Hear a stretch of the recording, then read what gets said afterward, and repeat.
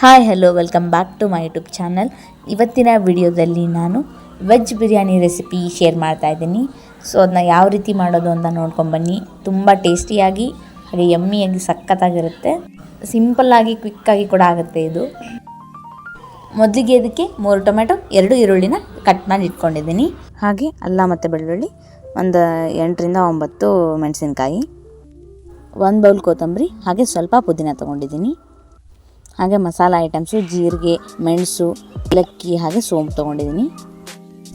ಇವಾಗ ನೆಕ್ಸ್ಟ್ ಒಂದು ಪ್ಯಾನ್ಗೆ 1 ಚಮಚ ಎಣ್ಣೆ ಹಾಕಿ ಕಟ್ ಮಾಡಿಕೊಂಡು ಈರುಳ್ಳಿನ ಹಾಕಿ ಸ್ವಲ್ಪ ಗೋಲ್ಡನ್ ಕಲರ್ ಆಗೋವರೆಗೂ ಫ್ರೈ ಮಾಡಬೇಕು. ಈ ರೆಸಿಪಿನ ನೀವು ಮನೇಲಿ ಟ್ರೈ ಮಾಡಲೇಬೇಕು, ತುಂಬ ಚೆನ್ನಾಗಾಗುತ್ತೆ. ಇದಕ್ಕೆ ನೀವು ಬೇಕಂದರೆ ಪನ್ನೀರ್ ಕೂಡ ಆ್ಯಡ್ ಮಾಡ್ಬೋದು, ಹಾಗೆ ಎಗ್ ಕೂಡ ಆ್ಯಡ್ ಮಾಡ್ಬೋದು, ತುಂಬ ಟೇಸ್ಟಿಯಾಗೇ ಇರುತ್ತೆ. ಇನ್ನು ಇವಾಗ ಮೆಣಸಿನಕಾಯಿ ಕೂಡ ಹಾಕ್ಕೊಂಡು ಸ್ವಲ್ಪ ಫ್ರೈ ಮಾಡ್ಕೋಬೇಕು. ಅದಾದಮೇಲೆ ಅಲ್ಲ ಬೆಳ್ಳುಳ್ಳಿನ ಹಾಕ್ಕೊಂಡು ಫ್ರೈ ಮಾಡಬೇಕು ಅದನ್ನು ಕೂಡ. ಈಗ ಅದಕ್ಕೆ ನೆಕ್ಸ್ಟು ಕೊತ್ತಂಬರಿ ಹಾಗೆ ಪುದೀನ ಇತ್ತಲ್ಲ ಅದನ್ನ ಸೇರಿಸ್ಕೋಬೇಕು. ಅದನ್ನು ಸ್ವಲ್ಪ ಹೊತ್ತು ಫ್ರೈ ಮಾಡಬೇಕು, ಒಂದು 3 to 4 ಮಿನಿಟ್ಸ್ ಅಷ್ಟೇ. ಇವಾಗ ನೆಕ್ಸ್ಟು ನಾವು ಮೊದಲಿಗೆ ಮಸಾಲೆ ಐಟಮ್ಸ್ ಹೇಳಿದ್ನಲ್ವ, ಜೀರಿಗೆ, ಸೋಂಪು, ಮೆಣಸು, ಅದನ್ನೆಲ್ಲ ಇದಕ್ಕೆ ಸೇರಿಸ್ಕೋಬೇಕು.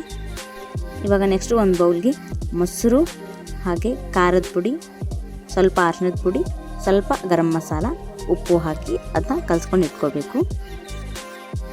ಇದಕ್ಕೆ ಬರೀ ಮೊಸರು ಹಾಕೊಂಡ್ರೂ ಸಾಕು, ಬಟ್ ಸ್ವಲ್ಪ ಮಸಾಲೆ ಐಟಮ್ ಇಷ್ಟ ಆಗೋರಿಗೆ ಈ ಥರ ಮಾಡ್ಕೊಳ್ಳಿ.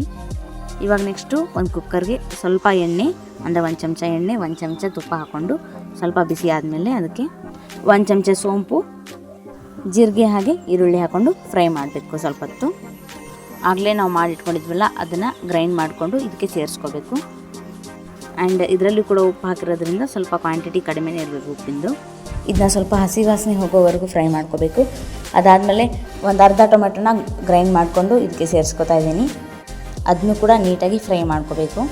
ಇವಾಗ ಕಟ್ ಮಾಡಿ ಇಟ್ಕೊಂಡಿದ್ವಲ್ಲ ಟೊಮೆಟೊನ, ಅದನ್ನ ಒಂದು ಅರ್ಧ ಸೇರಿಸಿದ್ದೀನಿ. ಇದಕ್ಕೆ ರುಚಿಗೆ ತಕ್ಕಷ್ಟು ಉಪ್ಪು ಹಾಕ್ಕೋಬೇಕು, ಅರ್ಧ ಟೀ ಸ್ಪೂನ್ ಅರಿಶಿನ, ಎಲ್ಲನೂ ಹಾಕಿದ್ಮೇಲೆ ಒಂದು ಸಲ ಫ್ರೈ ಮಾಡಬೇಕು. ಇದಕ್ಕೆ ಮಸಾಲೆ ಸೇರಿಸ್ಕೋಬೇಕು ಸ್ವಲ್ಪ. ಇವಾಗ ಇದಕ್ಕೆ ಆಗಲೇ ಮಾಡಿ ಇಟ್ಕೊಂಡಿದ್ವಲ್ಲ ಮೊಸರಿಂದು, ಅದನ್ನ ಸೇರಿಸ್ಕೋಬೇಕು.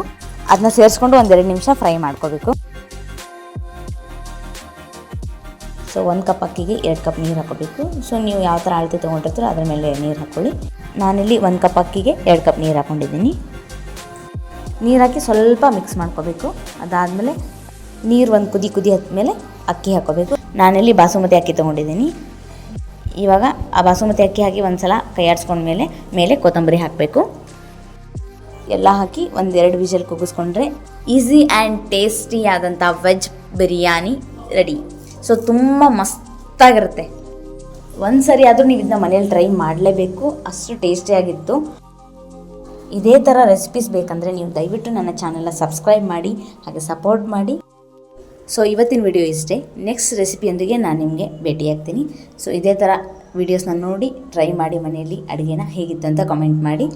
So eat good, be happy, bye.